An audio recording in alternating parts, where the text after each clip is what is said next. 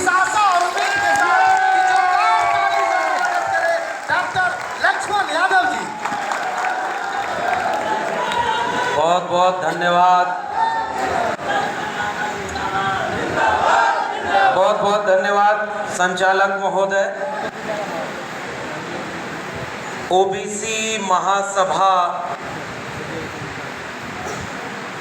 बिहार के उन तमाम साथियों का बहुत आभार जिन्होंने आज सामाजिक न्याय महासम्मेलन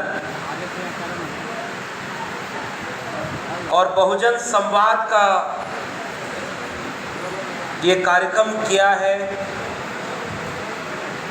इस कार्यक्रम में मंच पर बैठे हुए सभी सम्मानित अतिथिगण, विशिष्टजन और मंच के सामने बैठे हुए आप सभी अति विशिष्ट जनों को मेरा क्रांतिकारी जय भीम, जय मंडल, जय संविधान है, इंकलाब जिंदाबाद है। बिहार अब मेहमान बन के नहीं बुलाता है। ऐसा लगता है कि बिहार अपने वैचारिक घर की तरह है जो अपने वैचारिक लोगों से मिलकर हिम्मत देने के लिए बुलाता है। इसलिए मैं शुक्रिया करता हूं आप सबका कि 6 घंटे से बैठकर एक वैचारिक कार्यक्रम के लिए आपने जो अपना स्नेह, अपना समर्पण दिखाया है, इसके लिए आप सबको मेरी तरफ से क्रांतिकारी सलाम है। और आप सबकी हिम्मत से मुझे हिम्मत मिली। बिहार की मगध की ये धरती और ऐसे वक्त में लोकतंत्र की जननी, मानवतावादी विचारों की क्रांतिकारी चेतना वाली मिट्टी और तथागत बुद्ध की तर्कशील करुणा प्रज्ञा, उस बोध को इसी मिट्टी से सृजित करके दुनिया को रोशनी पहुंचाने वाली इस मगध की धरती पर ऐसे वक्त में ये महासम्मेलन सामाजिक न्याय का हो रहा है जब लोकतंत्र पर सबसे बड़ा खतरा मंडरा रहा है। और इसके लिए ओबीसी महासभा के सभी समिति के लोगों को मैं शुक्रिया अदा करता हूं कि लोकतंत्र को बचाने का जो एकमात्र रास्ता है वो सामाजिक न्याय का रास्ता है। उस रास्ते पर चलने और लोकतंत्र पर आने वाले खतरे से लड़ने के लिए इस वैचारिक कार्यक्रम को आपने आयोजित किया है। इसके लिए पूरी आयोजन समिति को मैं बहुत धन्यवाद देना चाहता हूं। और आयोजन समिति को इस बात के लिए भी धन्यवाद कि ओबीसी महासभा का आयोजन है, लेकिन इस आयोजन में मंच पर आपने गुलदस्ता सजाया है जिसे वाकई बहुजन कहा जाता है। अभी अली अनवर साहब जो तकरीर कर रहे थे, जिसे वो पसमानदा कहते हैं, जिसे आप बहुजन समझते हैं, जिसे इसी बिहार में बाबू जगदेव प्रसाद ने श्रमजीवी कहा था, 90% कमेरा कहा गया चौधरी छोटू राम और सोनेलाल पटेल के द्वारा। एक जमाने में त्रिवेणी संघ के लोगों ने या आर्जक संघ के लोगों ने उस 90% बहुजन को, मानवर कांशी राम ने जिसे बहुजन शब्द दिया, वो केवल भाषण में नहीं होना चाहिए, वो आचरण में होना चाहिए। और ओबीसी महासभा के इस आयोजन की एक कामयाबी मैं इस बात के लिए मानता हूं कि इस मंच पर हम सब के वैचारिक अग्रज, अगर आदरणीय उदय नारायण चौधरी जी बैठे हैं, विधायक सतीश जी बैठे हैं, पूर्व विधायक, पूर्व मंत्री कई लोग हैं जो सीधे ओबीसी समाज के नहीं हैं, इसका मतलब ओबीसी समाज, ओबीसी महासभा का ये आयोजन वाकई बहुजनों का आयोजन है। अली अनवर अंसारी साहब की आवाज न होती, सतीश जी की आवाज इसमें शामिल न होती, आदरणीय उदय नारायण जी की बात इसमें शामिल न होती, तो यह आयोजन मेरे हिसाब से वैचारिक रूप से पूर्ण आयोजन नहीं होता। जिस 90% की बात हम करते हैं उस 90% का ये आयोजन है। इसके लिए मैं आयोजन समिति को मैं बधाई देना चाहता हूँ। बाकी कार्यक्रम इतना बड़ा कर दिया, 6 घंटे का कार्यक्रम, इस हिम्मत की भी दाद देनी चाहिए। वरना हमने वीरेंद्र बाबू से कहा था कि भाई बहुत ज़्यादा वक्ता रखने में एक समस्या क्या होती है। देखिए, आप एक व्यक्ति लक्ष्मण यादव को बहुत ज़्यादा सम्मान दें, इससे कोई बड़ी लड़ाई, कोई बड़ा आंदोलन शायद नहीं खड़ा हो पाएगा, क्योंकि हम जिस विचारधारा के मानने वाले लोग हैं उसमें व्यक्तियों की बहुत ज़्यादा अहमियत नहीं है, उस विचार की अहमियत है जिन्हें हम जैसे तमाम लोग हजारों साल पहले से लड़के आगे बढ़ाए। थोड़ा हम बढ़ा रहे, हमारे बाद भी इस संघर्ष को लोग आगे बढ़ाएं। लिखा हमारे एक बहुत शानदार कवि शायर ने कि कल और आएंगे नगमों की खिलती कलियां चुनने वाले, हमसे बेहतर कहने वाले, तुमसे बेहतर सुनने वाले। इसका अर्थ ये है, हमारे पूर्व के जितने वक्ताओं ने जितनी बातें कही वो वही बातें हैं जो हम कहना चाहते हैं। रिंकू जी जैसे लोग जब इस वैचारिक कार्यक्रम का एक वैचारिक खाका बनाते हैं कि सामाजिक न्याय का मतलब क्या है, फूले अंबेडकर पेरियार की विचारधारा कौन से देश को बनाना चाहती थी और आज हमारे सामने कौन सी चुनौतियां हैं, तो वो वही बात कह रहे हैं जो हमारी बात है। जब अली अनवर अंसारी साहब पसमानदा आंदोलन को सामाजिक न्याय के साथ जोड़ करके उस रिश्ते को कायम करना चाहते हैं जिसमें नारा लगा था एक जमाने में कि दलित पिछड़ा एक समान, हिंदू हो या मुसलमान, उसके बिना मुझे लगता है कि वो वैचारिकी अधूरी रह जाती। जब सतीश दास जैसे विधायक, मैं तो चाहता हूं कि यूपी में भी 2-4 ऐसे विधायक हो जाएं जो तेवर है। और होता क्या है, जब जनता जागरूक होती है ना, तो नेता भी जनता के साथ खड़ा होता है। कल्पना करिए कि कोई तलवार बांटने के दौर में बिहार में कलम बांटे, नौकरी बांटे, बांटने वाले दौर में जाति जनगणना बिहार से हो, देश को एक रास्ता दिखाए, और जो नौकरी बांटे, जाति जनगणना कराए, सामाजिक न्याय की आवाज बुलंद करे और चुनाव हार जाए, बताइए अगली बार फिर वो बात कर पाएगा? मुश्किल है। इसलिए नेता ये देखता है कि हमारा समाज अभी कितना तैयार है। हमारे उत्तर प्रदेश में भी एक समय परिस्थितियां अलग थी, और आज तमाम लोगों के बुलडोजर के सामने समाजवादियों का पीडीए एक चुनौती बनकर के खड़ा हो गया है। इसका मतलब समाज पीडीए के साथ खड़ा है, तो नेता आज पीडीए की बात कर रहा है और चुनाव में अयोध्या हरा रहा है। इससे बड़ा और सबूत आप क्या है? इस वाक्य को फिर से समझिए। 1990 में, आज का विषय है संगोष्ठी का, बाबा साहब भीमराव के भारतीय समाज के परिवर्तन में बाबा साहब का योगदान, और ये कार्यक्रम कौन कर रहा है? ओबीसी महासभा। बदल रहा है समाज साहब, क्योंकि एक जमाने में पहले कोशिश की गई कि डॉक्टर अंबेडकर को मिटा दिया जाए, किताबों में न हो, पाठशालाओं में न हो, उन पे चर्चा न हो। फिर डॉक्टर अंबेडकर को जब मिटा नहीं पाए तो सोचा दलितों के नेता बना दिया जाए। हम लोग भी बचपन में शायद यही तालीम पाए, डॉक्टर अंबेडकर कौन? तो दलितों के नेता होंगे। आरक्षण किसको दिया? दलितों को दिया। लेकिन कलम और किताब, सामाजिक आंदोलन, कैसे समाज को धीरे धीरे बदलता है। आज ओबीसी महासभा बाबा साहब भीमराव अंबेडकर की तस्वीर को बीपी मंडल की तस्वीर के सामने यहाँ लगाए हुए, आप लोग इस तस्वीर को देख रहे हो थोड़ा पीछे। ये एकजुटता वो एकजुटता है जो वाकई बहुजन और 90% एकजुटता की बात करता है। इसके लिए भी मैं बधाई देता हूं।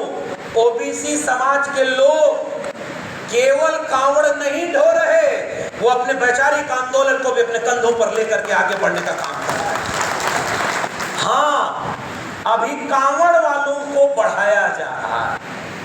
हमारे उत्तर प्रदेश में कांवड़ धोने जाइए, हेलीकॉप्टर से फूलों की बारिश करवाई जाएगी और 69,000 शिक्षक भर्ती घोटाला हो जाए, शिक्षक बनने का हक मांगने जाइए तो लाठियों को बरसाया जाएगा आपके ऊपर। इस फर्क को ही हमें समझना होगा कि पाखंड और अंधविश्वास में कैसे नई पीढ़ी को डाला जा रहा है। और इसलिए इस आयोजन को मैं कामयाब आयोजन मानता हूं कि आज बाबा साहब भीमराव अंबेडकर केवल दलित समाज के नेता नहीं, आइडिया ऑफ इंडिया के नेता हैं, मानवता के नेता हैं और इस देश के एससी, एसटी, ओबीसी और पसमानदा समाज से लेकर के महिलाओं तक को बराबरी और न्याय का भारत देकर के इंसान को इंसान के बराबर करने वाले नायक और मसीहा के रूप में हम सबके बीच में खड़े हैं। और ये बात कुछ लोगों को नागवार गुजरती है कि पिछड़ों के साथ दलित कैसे साथ में आ गए। झगड़ा लगाओ कि दलितों के ऊपर सबसे ज्यादा अन्याय कौन करता है? ओबीसी। झगड़ा लगाओ कि ओबीसी में कौन जाति है जिसने सारा हक लूट लिया। झगड़ा लगाओ कि कैसे घर के भीतर ही भाई को भाई से लड़ा दिया जाए। मैं औरंगाबाद आया और मंच पर बैठा, मैं पहली बार आया हूं और मुझे पीछे से एक सज्जन क्या बोलते हैं कि ये वो औरंगाबाद है साहब जब मंडल आंदोलन चल रहा था, मंडल की लड़ाई लड़ी जा रही थी तो शायद 4 कुशवाहा समाज के लोगों ने कुर्बानी दी, उन्होंने शहादत दी मंडल आंदोलन को लागू करके आगे बढ़ाने में। उस कुशवाहा समाज के लोगों को मैं आज याद करना चाहता हूं जिन्होंने मंडल कमीशन के आंदोलन को खड़ा किया। और हम जैसे लोग बड़े शान से कहते हैं इस देश में अगर बाबा साहब अम्बेडकर का संविधान और मंडल कमीशन न होता तो हम आजमगढ़ के किसी गांव में गाय भैंस चरा रहे होते। आज यहाँ आपके सामने खड़े होकर आंख में आंख डालकर बात नहीं करते। हमारे तन पर ये जो कपड़े हैं, ये लिबास है, हमें हमारे हाथ में कलम और किताब आई, हमारी आंखों में आत्मविश्वास आया और इतना आत्मविश्वास आया कि वक्त के तानाशाहों को भी हम चुनौती देकर के कहना चाहते हैं कि जुल्म के साए में लब खोलेगा कौन और हम भी चुप रहे तो फिर बोलेगा कौन। और इसीलिए मैंने प्रोफेसर की डायरी लिखी। एक नौकरी से निकाला गया, पटना में सम्मेलन था, आदरणीय अली अनवर साहब बैठे हैं, आदरणीय उदय जी बैठे हुए हैं और उदय जी ने एक बात उस सम्मेलन में कही कि मैं उन लोगों को शुक्रिया अदा करता हूं जिन्होंने डॉक्टर लक्ष्मण यादव को नौकरी से निकाला। मैं बताऊं सर, उसके बाद वो सब खुश हुए कि चलो लगता है किसी महान काम के लिए निकाला है। कल तक वो बड़े अफसोस में थे और मैं शुक्रिया अदा करता हूं देश के उन तमाम लोगों को जिनसे मैं शायद अभी तक मिला भी नहीं हूं, लेकिन गलत को गलत कहने के लिए उन्होंने मेरे समर्थन में पूरे देश में हजारों जगहों पर आंदोलन किए और ये बात कही कि जो आरएसएस की शाखा में नहीं जाएगा क्या वो अब इस देश में प्रोफेसर भी नहीं बन पाएगा।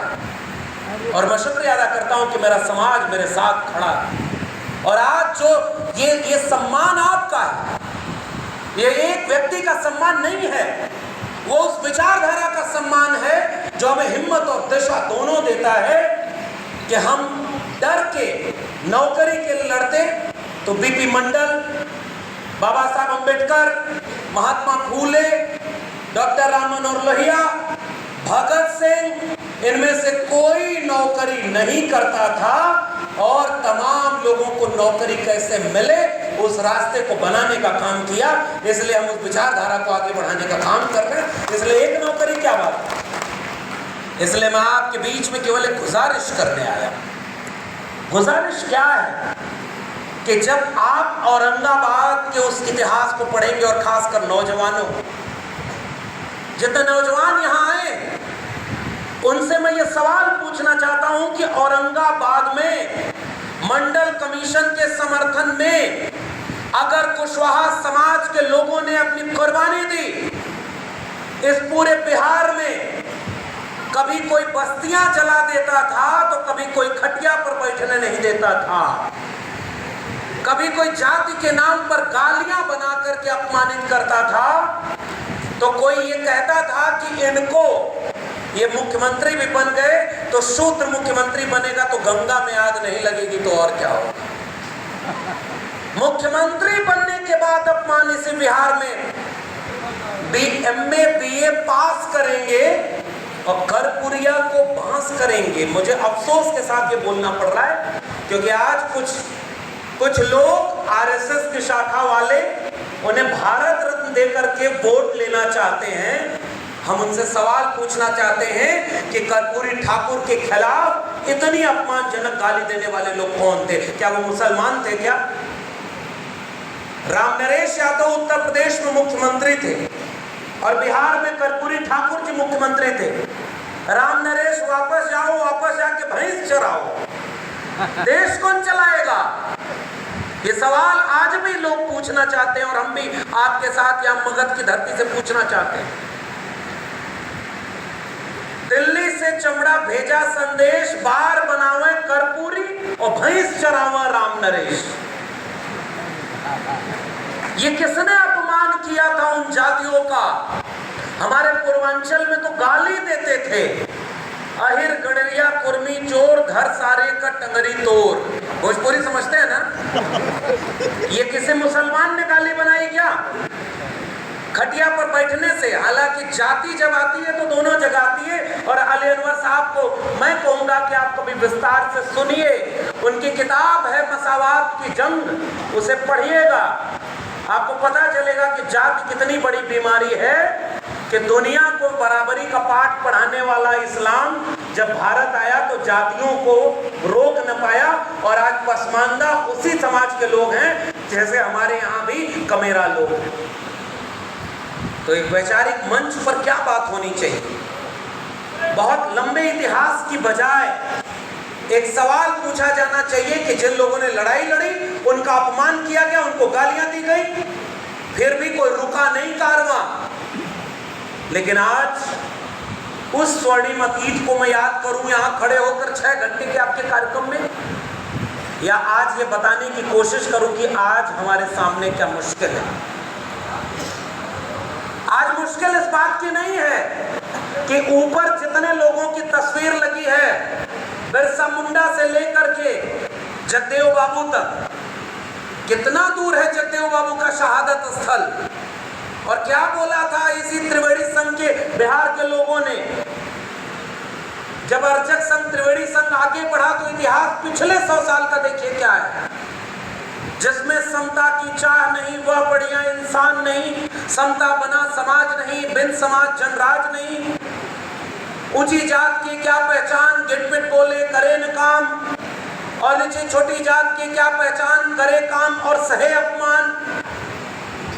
क्या नारा इसी समाज में लगाया गया था? सन सोपा ने बांधी गांठ, पिछड़ा पावे 100 में 60। उस नारे को आगे बढ़ाया इसी समाज के, इसी बिहार के लोगों और नौजवानों। में आपको अपना इतिहास रूबरू कराना चाहता हूं कि 100 में 90 शोषित हैं, शोषितों ने ललकारा है, धन धरती और राजपाट में 90 भाग हमारा है, 10 का शासन 90 पर नहीं चलेगा। उस नारे को आगे बढ़ाने के लिए समाजवादियों का, अंबेडकरवादियों का, वामपंथियों का आंदोलन आगे बढ़ा। जो जमीन को जोते बोए वो जमीन का मालिक होए, मिटे गरीबी और अमीरी, मिटे चाकरी और मजबूरी, 100 से कम न 1000 से ज्यादा, समाजवाद का यही तकाजा। रोटी कपड़ा सस्ती हो, दवा पढ़ाई मुफ्ती हो, और वो नारा लगते लगते कहां पहुंचा था?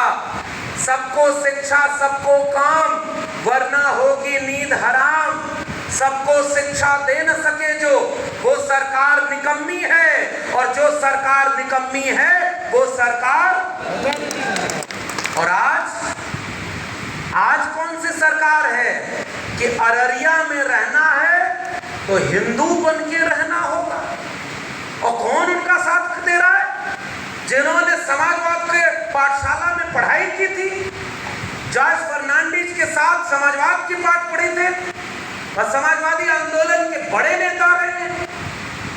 मैं फिर भी बिहार वालों को एक शुक्रिया देता हूं कि आपके यहाँ कोई योगी मुख्यमंत्री नहीं है, वरना रोज बुलडोजर चलता। कम से कम आप उससे बचे हुए हैं। आइए उत्तर प्रदेश में देखिए कि जहालत की स्थिति क्या है। हमारे पत्रकार साथी अनिल जी आए हुए हैं बिहार, वो लखनऊ में रह के पत्रकारिता करते हैं, और जिस धारा में कोई बहुत बड़ी धारा नहीं है उसमें भी जेल जाना पड़ा।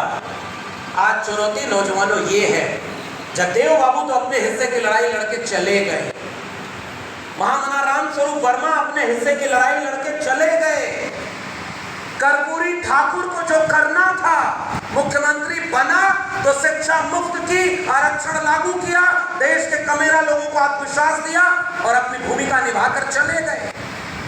बाबा साहब भीमराव अंबेडकर अपना परिवार कुर्बान किया, विचारधारा की लड़ाई लड़ी और लड़कर चले गए, चेतावनी देकर गए कि बड़ी मुश्किल से कारवां यहां तक लाया हूं, इसे आगे ले जाना, और आगे न ले जा पाओ तो वहीं छोड़ देना, पीछे मत जाने देना। बताओ औरंगाबाद के लोगों, आज के सेमिनार की मूल चिंता क्या नहीं होनी चाहिए कि क्या हमारी आंखों के सामने ये हजारों साल के संघर्षों का काफिला हजारों साल पीछे नहीं ले जाया जा रहा? चिंता यहां होनी चाहिए। हमने भी बहुत किताबें पढ़ी हैं, घंटों हम भाषण दे सकते हैं कि इन महापुरुषों ने कैसे लड़ाई लड़ी, लेकिन आज के महापुरुष कहां बैठे हुए हैं? दंगाइयों के साथ खड़े, और दंगाइयों को पहचान नहीं रहे। इसी उत्तर प्रदेश और बिहार में मंडल के समय एक विश्वनाथ प्रताप सिंह जैसे नेता हुए जो ओबीसी भी नहीं थे, बहुजन भी नहीं थे। वो सब कहते हैं कि हम जातिवादी हैं। डॉक्टर राम मनोहर लोहिया क्या पीडीए थे? नहीं थे। राहुल सांकृत्यायन क्या दलित पिछड़े थे? क्या विश्वनाथ प्रताप सिंह, अर्जुन सिंह ये कोई ओबीसी थे? लेकिन आज भी ओबीसी समाज का एक भी जागरूक व्यक्ति है, वो विश्वनाथ प्रताप सिंह को अपना वैचारिक साथी और इस देश को बदलने की क्रांतिकारी काम करने वाला, मंडल लागू करने वाले नेता के रूप में याद करता है। और जिनकी जाति बिरादरी के थे विश्वनाथ प्रताप सिंह, उन्होंने जिस दिन विश्वनाथ प्रताप सिंह का निधन हुआ उस दिन भी उन्हें मां बहन की गालियां दी। राजा नहीं फकीर है, देश की तकदीर है। जब भ्रष्टाचार के खिलाफ लड़े विश्वनाथ प्रताप सिंह तो फकीर थे, 10 लाख का सूट वाला फकीर नहीं, 2.5 लाख का चश्मा वाला फकीर नहीं, 12 करोड़ की गाड़ी और 8,000 करोड़ के हवाई जहाज पे उड़ने वाला फकीर नहीं। फकीर कह रहा हूं तो समझ पा रहे हैं ना किसकी बात है? समझदार को विश्वनाथ प्रताप सिंह की एक भी डिग्री भी फर्जी नहीं थी, सारी डिग्री ओरिजिनल थी, 35 साल भीख भी नहीं मांगे थे। लेकिन जब संयुक्त मोर्चा की सरकार 1989 का चुनाव लड़ रही थी तो उसके घोषणा पत्र में था कि मंडल लागू करेंगे, और जब मंडल लागू किया तो मंडल के विरोध में कमंडल का रथ लेकर के वो लोग इस देश के सड़क पर दंगा करने निकले जो ओबीसी को उसके हिस्से का हक और अधिकार नहीं दिलाना चाहते। और आज देश के संसद में खड़े होकर कहते हैं कि मैं ओबीसी मां का बेटा हूं, तभी प्रधानमंत्री बना हूं, मुझे ओबीसी समाज के लोगों को वोट दो। कुल्हाड़ी में लगी लकड़ियों को दिखाकर जंगल को कहा जाता है कि जंगल की लकड़ियों कुल्हाड़ी का साथ दो। देखो कुल्हाड़ी में लगी लकड़ी भी तुम्हारी जाति की तो है, लेकिन एक बात याद रखना, अगर ओबीसी समाज के लोग जाति देखकर नायक चुनेंगे तो जाति देखकर विचारधारा की लड़ाई कभी नहीं लड़ी जा सकती। विश्वनाथ प्रताप सिंह हमारे वैचारिक नायक हैं, लेकिन आज की तारीख में झूठा ओबीसी बनकर के कोई प्रधानमंत्री भी रहे और 10 साल की सरकार में उसके जुबान से एक बार भी मंडल कमीशन का नाम नहीं आए, ओबीसी को 52% आरक्षण देने का नाम नहीं आए और 10% ईडब्ल्यूएस आरक्षण बिना आंदोलन के, बिना किसी मांग के तुरंत लागू कर दिया जाए। ऐसे ओबीसी को भी हम अपना नायक और अपना साथी नहीं मानते। हम विचारधारा के लोगों को अपना नायक और अपना साथी मानने की बात करते हैं और आपसे भी गुजारिश करने आए। मंडल के विरोध में कमंडल का रथ लेने के चलने वाले संचालक थे और जब प्रधानमंत्री बना हुआ तो ओबीसी बन गए। बच के रहना रे भाई। पहले हम लोग क्या पढ़ाया जाता था, बहेलिया आएगा, जाल फैलाएगा, दाना डालेगा, लेकिन चिड़ियों तुम फंसना मत। फिर क्या हुआ पता है? चिड़िया भी वो सब गाना गाने लगी कि बहेलिया आएगा, जाल फैलाएगा, दाना डालेगा, चिड़ियों तुम दाने में फंसना नहीं, जाल में फंसना नहीं। और ये गाना गाते गाते लालच में, कुर्सी की लालच में या नौकरी की लालच में उसी जाल में जाकर के सारी चिड़िया फंसती चली गई और बहेलिया का काम आसान कर दिया। बताइए इशारा समझ रहे हैं कि नहीं समझ रहे हैं? या एक बार पलटी मार के बताऊं? समझ रहे हैं ना कि आपको विचारधारा का कोई मतलब नहीं रहा।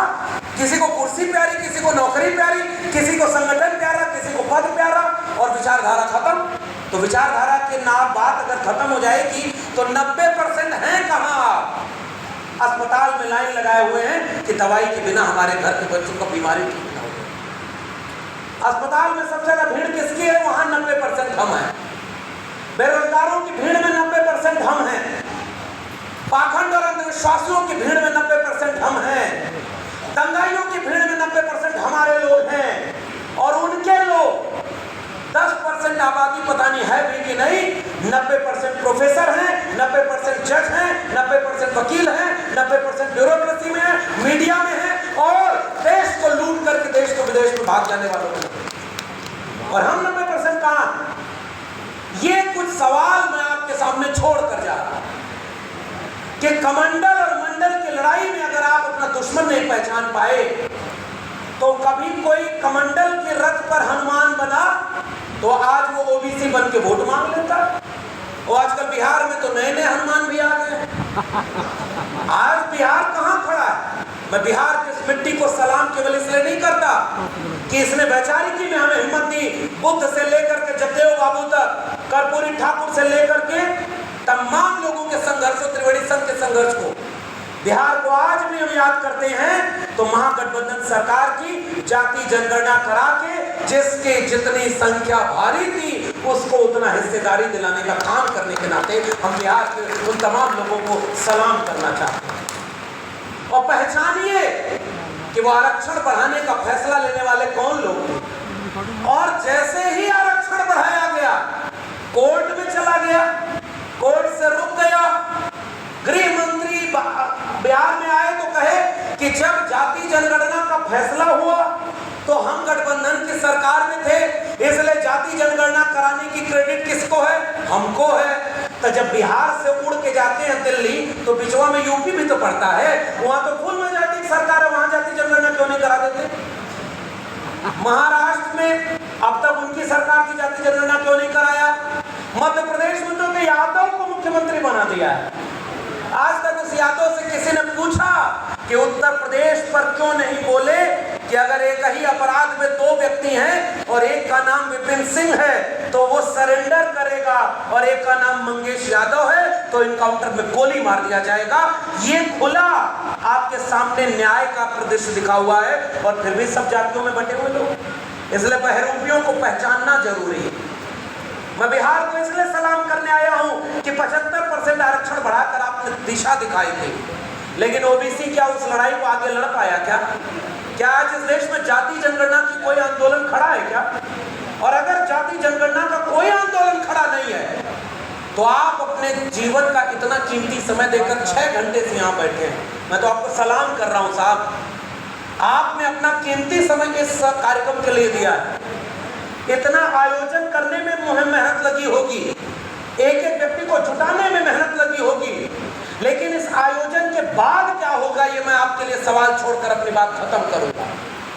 क्या इस आयोजन का मकसद केवल ये है कि 4 से 10 लोगों को अच्छा अच्छा भाषण दिला करके उनको विदा कर दिया जाए?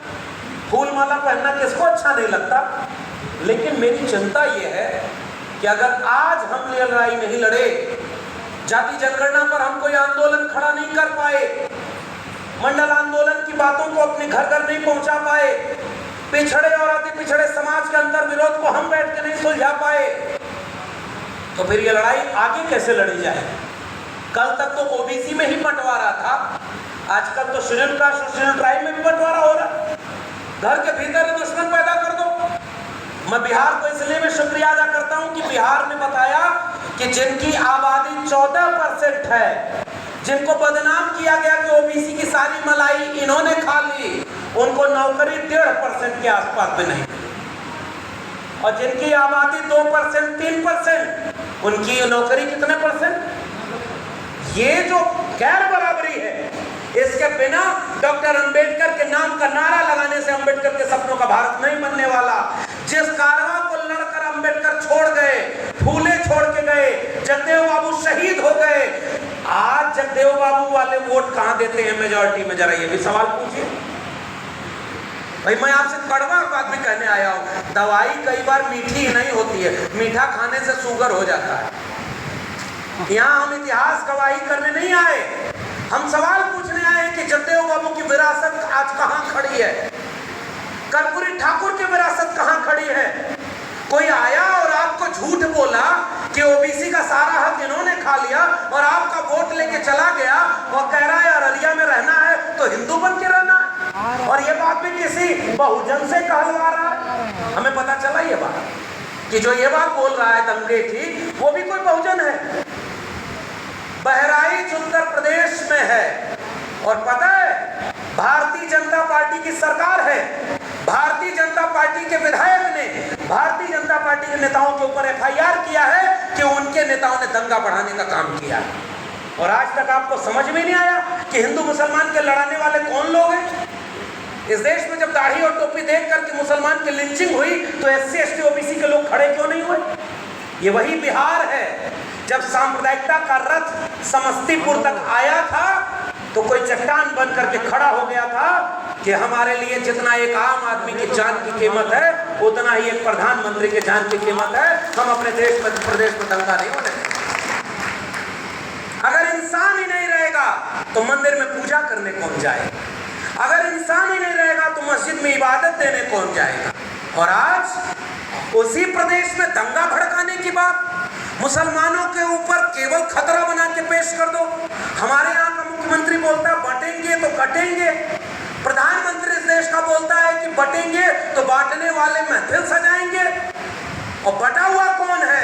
ये 90% कमेरा यही बटा हुआ है, इसलिए 10% लुटेरा का राज इस देश पर चल रहा है। ये कड़वी बात आपको स्वीकार करनी होगी। और बांटने का टूल कुछ भी हो सकता है, लेकिन जोड़ने की जिम्मेदारी हमारी थी। और मैं कह रहा हूं उत्तर प्रदेश के पीडीए ने, समाजवादियों के आंदोलन ने पीडीए में जब पिछड़े दलित और अल्पसंख्यक वहां नारा लगाए जिसको पसमानदा अली अनवर साहब कहते हैं, और मैं इनसे सहमत होता हूं, सबको सबके हिस्से की भागीदारी दे करके, अगर यूपी में सबकी भागीदारी दे करके सबसे बड़े सांप्रदायिक रथ को रोका जा सकता है तो बिहार